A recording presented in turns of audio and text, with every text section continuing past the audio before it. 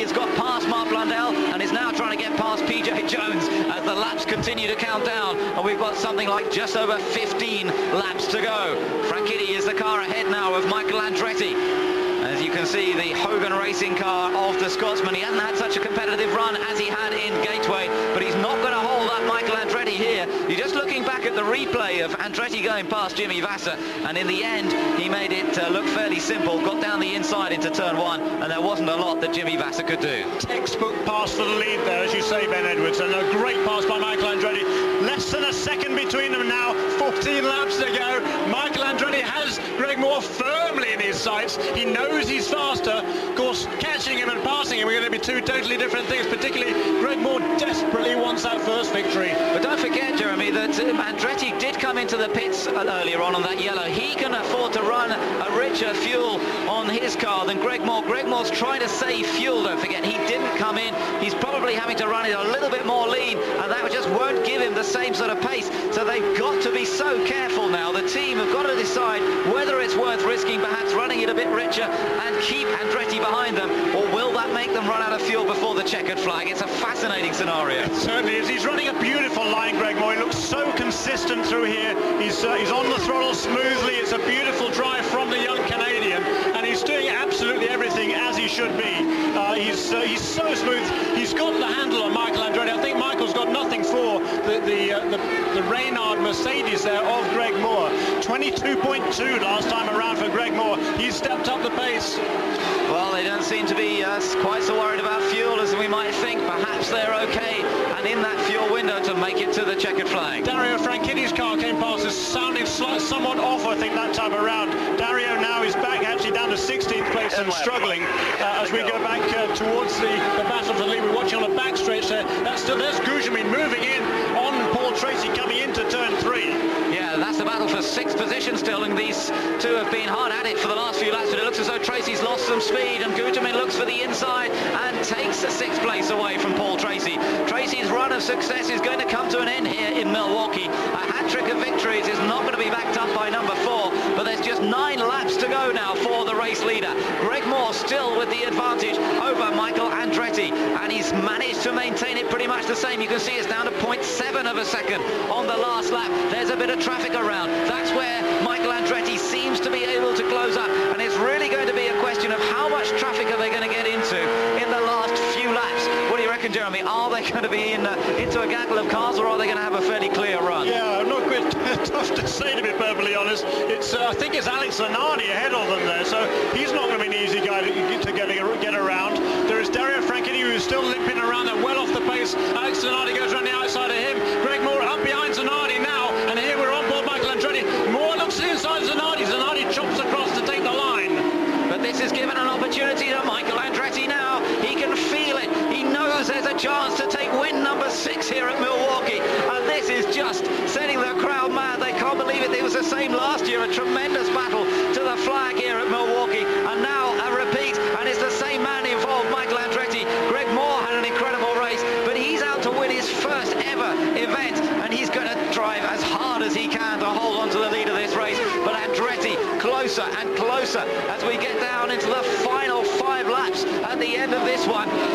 The next car is still Alex Zanardi they've got to deal with, and as we saw just now, it's not going to be easy. 5 laps to go. You can hear the radio communication to Michael Andretti, but can he find a way past the Canadian in just 5 miles? It's a tall order, isn't it? Michael Andretti, he wants to win. At the same time, of course, he has an eye on the championship. He doesn't want to throw away anything. He doesn't want to throw away 16 points. He gets a good run there on Greg Moore as they come out of turn 4, but Greg Moore still has very good momentum. There is Zanardi diving the inside of Brian Herter, and Michael Andretti looks to the outside. Down a gear, Brian Herter holds him up a little bit, and Michael Andretti actually changing down. You don't see that much, but he had to change it down. They got a bit held up, but he didn't really take advantage of it. And now they're up into turns 3 and 4. Still Zanardi ahead of these two. Still Greg Moore leads across the line to complete lap 197 out of 200. Just 3 laps to go. Michael Andretti is struggling to get up behind the Reynard of Greg Moore into the slipstream. It's so hard to get into a bit of clean air and find a way past. And Zanardi still leading these to around, lapping at much the same speed. Around they come again. It's just 2 laps to go now, and surely Andretti is not going to be able to make it in these final 2 laps. There can't be an opportunity now, surely. Greg Moore must take his first win here at Milwaukee if he can just hold on for another 1.5 miles. That's all it is, 1.5 miles. They're coming down in front of us now. Turns 3 and turns 4. There is Greg Moore, steady, smooth as ever. Michael Andretti, a tighter line coming off the corner, but it doesn't get him more speed. There is the white flag. 1 lap to go, 1 mile. Greg Moore heading round to take victory here if he can just hold on. The black car behind him of Michael Andretti. They should be okay for traffic. We're watching them come up the back straight. Alex Zanardi comes into turn 3 and 4 ahead of the 2 leaders. Moore is safe through there. He's hard on the power as he comes out, and Greg Moore comes through to win his first PBG Kart World Series race. A fantastic race, and he did it from the front. And just look at the celebration in the Forsyth team. That is a very, very treasured victory. Mario Andretti on the pit wall there. Well, he can't sort of say that his man didn't do a great job. Michael drove superbly there to finish in 2nd place, but in the end he couldn't quite match the combination of Greg Moore in the Reynard with the Mercedes-Benz engine and the Firestone tyres, and Firestone take their first win on an oval track this year, so they'll be delighted with that as well. But what a performance from the 21-year-old Greg Moore, and in fact 22, he's just turned 22 last month, so 22, but still he becomes the youngest ever winner, and what a tremendous achievement it is for Greg Moore.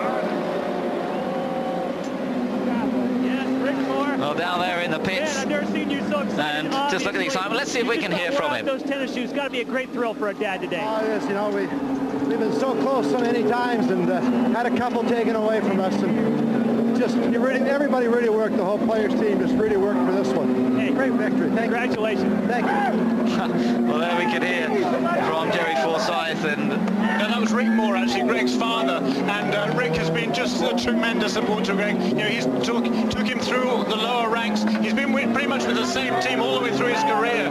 Steve Challis, his engineer, Kent Holden, the mechanic, and here is a happy Greg Moore. You just realized a dream. Yeah, it's about time. You know, we've been real close a few times, but I'm just so happy. I mean, everyone on my team did a great job, and we had probably a cup full of fuel left there. You know, Steve Challis and Alex Turmas, my 2 engineers, they did just a great job. I'm just so happy.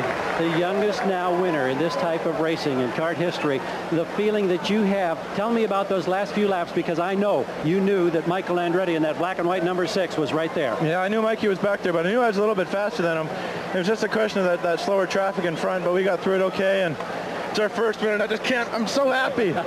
Were you able, did you have to conserve fuel, and when did they tell you you were going to be okay? How late to go? About 12 laps to go, they told me I was okay, and I was actually lifting down from pit straight down to the turn 1, and it just paid off. I mean, we did a great job all weekend.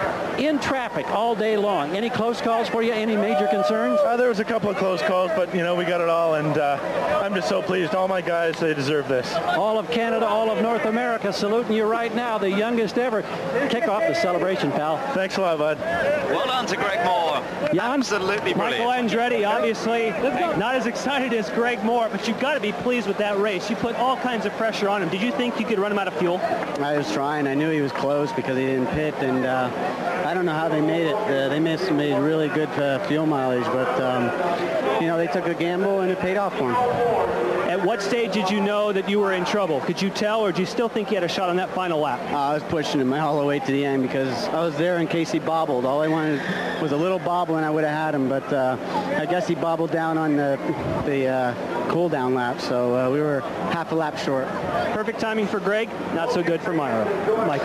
So Michael Andretti, but in terms of the championship, it was good stuff for Michael, finishing in 2nd place here, and that puts him onto a total of 70 points. But of course, Paul Tracy still scoring well with that 6th place finish here today, and still leading the championship on 94 points. Mark Blundell scoring the final point down there in 12th position. Dario Franchitti this time out of the points. He was down in 16th, obviously had a car problem towards the end of the race. He was really touring around rather slowly, but a tremendous achievement for Greg Moore today. Fantastic to see him take the race victory. He certainly has deserved it for quite a while, and the winner here from Milwaukee, Greg Moore. Back on the podium, a lot of points. What were your chances in Let's just hear from Jimmy Vasser now, who finished 3rd. So iffy on fuel. Well, we were just trying to save as much as we could. I was running a map 2, real lean, wasn't running real strong, and letting off way before I got in the corner. But hats off to my target, Chip Ganassi Racing Team. They got me in and out of the pits real quick, and Julian Robertson, Tom Anderson with the figures on that one. I think we had about 2 eye drops worth of fuel left in the car. Headed for the podium, Jimmy Vasser in the 3 spot. So some great strategy calls there, and funnily enough today, Penske didn't call the strategies quite right, did they, Jeremy? No, they didn't indeed. A rare lapse perhaps there by Roger Penske. It's 6th place so for Paul Tracy. He'll have to wait a little bit longer for the 100th victory. But Bobby Rahal, you know, he ran out of fuel in the last lap, if you can believe that. Fell back to 11th place for Bobby Rahal. So that's a disappointment there for him. But it's a great day for Greg Moore. What a wonderful drive. The next race on Eurosport will be next week, the Detroit Grand Prix, and we will be there to bring you full coverage from that race, round 8 of the championship. But stay with Eurosport, because we've got the athletics match of the year live on Eurosport. You've got to stay with us to see the showdown. I hope you'll enjoy that from the kart series from today from Ben Edwards and Jeremy Shaw. We hope you've enjoyed some tremendous racing. There's certainly been lots of incident, but it's been the first win of his career for the Canadian Greg Moore. We'll see what he can do in Detroit. Join us then.